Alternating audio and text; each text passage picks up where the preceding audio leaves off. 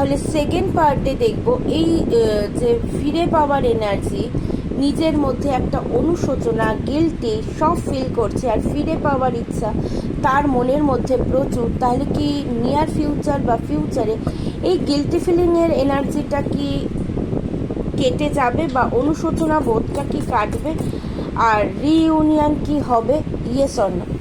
ওকে, আমি দুটো কার্ড নেব, মানে এ আর বি করে, যার যেটা মন চাইবে সিলেক্ট করবে, আমি দেখে বলবো রিইউনিয়নের এনার্জি কি আছে।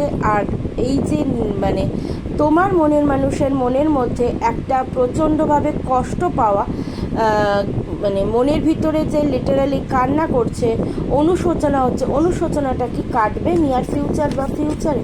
প্লিজ মাইকেল ইউনিভার্স সঠিক গাইডেন্স দাও।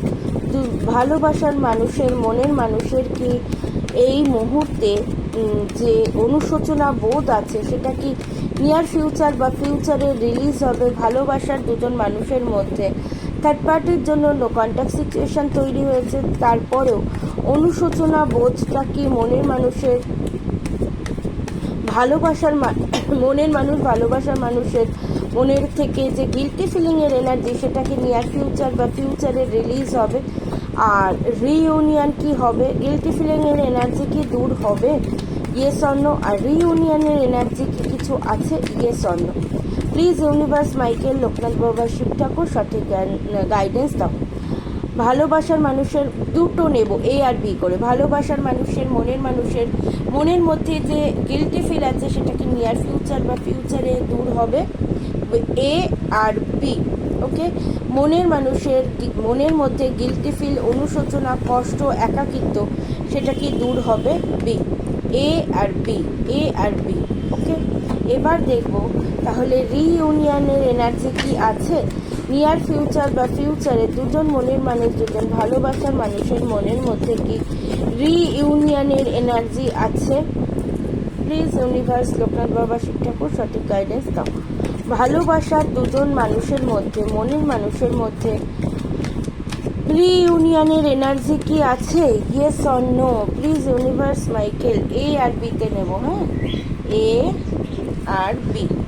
ওকে, এখন দেখব ভালোবাসার মনের থেকে যে এই গিল্টি ফিলিংয়ের বা অনুশোচনার এনার্জি সেটা কি দূর হবে, এ আর বি। রিইউনিয়নের এনার্জি আছে কি না, এ আর বি। তোমাদের যার যেটা মন চায় সিলেক্ট করো এ আর বির মধ্যে, তারপরে আমি বলে দিচ্ছি। যার যেটা ইনটিউশন আসছে সেটা সিলেক্ট করো, এ আর বি, এ আর বি। হয়ে গেছে সিলেকশন। তাহলে এ যারা সিলেক্ট করেছো তাদের জন্য ইউনিভার্স কী দিচ্ছে দেখো। ডিপ্রেশন তো যাবে, বাট এই ডিপ্রেশনটা যেতে কিন্তু সময় লাগবে। ডিপ্রেশন ডেফিনেটলি যাবে, মনের কষ্টটা দূর হবে, বাট সময় লাগবে। ওকে, আর তাহলে এটা আগে দেখি বিয়েরটা। ডিপ্রেশন বা মনের যে কষ্ট সেটা কি নিয়ার ফিউচার বা ফিউচারে দূর হবে? একদম হবে, ডেফিনেটলি হবে। সব ডিপ্রেশন কেটে যাবে, অনুশোচনা বোধ কেটে যাবে, নিজের মনটা অনেকটা ফ্রেশ ফিল করবে।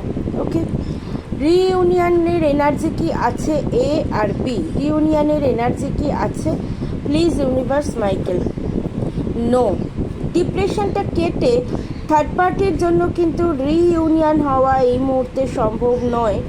অন্তত আমি ইনটিউশন আসছে 5 থেকে 6 মাসের মধ্যে কিন্তু রিইউনিয়ন হওয়া সম্ভব নয়। ওকে, তার কারণ থার্ড পার্টি প্রচণ্ডভাবে একটা বার্ডেন বা প্রেশার ক্রিয়েট করছে তার লাইফে।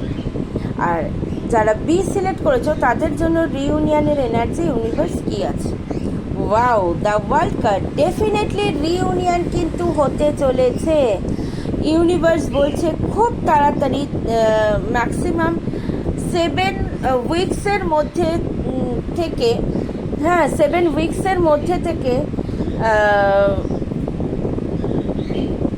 3 মান্থসের মধ্যে কিন্তু রিইউনিয়ন হওয়ার প্রবল সম্ভাবনা আছে। ডেফিনেটলি যারা বি সিলেক্ট করেছো থার্ড পার্টি দ্বারা নো কন্ট্যাক্ট হওয়ার জন্য তোমার মনের মানুষের মধ্যে যে গিল্টি ফিল হচ্ছে সেটা কি রিলিজ হবে? ইয়েস ইয়েস ইয়েস, রিইউনিয়ন কিন্তু হবে অতি অবশ্যই। Yes yes yes. যার সাথে যতটুকু রেজোনেট হবে ততটুকুই গ্যাপ করবে, বাকিটুকু ইগনোর করবে। Thank you universe.